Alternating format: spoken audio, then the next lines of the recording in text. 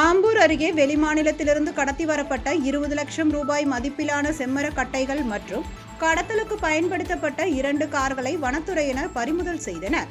திருப்பத்தூர் மாவட்டம் ஆம்பூரை அடுத்த மலை கிராமமான நாயக்கநேரி காப்புக்காட்டு பகுதிக்கு வெளிமாநிலத்திலிருந்து செம்மரக்கட்டைகள் கடத்தி வரப்படுவதாக வனத்துறையினருக்கு ரகசிய தகவல் கிடைத்தது.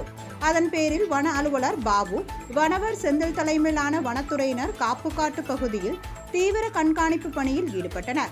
அப்பொழுது நாயக்கநேரி காப்புக்காட்டு எல்லையான நடுவூர் மற்றும் புதூர் பகுதி வழியாக வந்த வெளிமாநில பதிவெண் கொண்ட 3 கார்களை வனத்துறையினர் தடுத்து நிறுத்தினர்.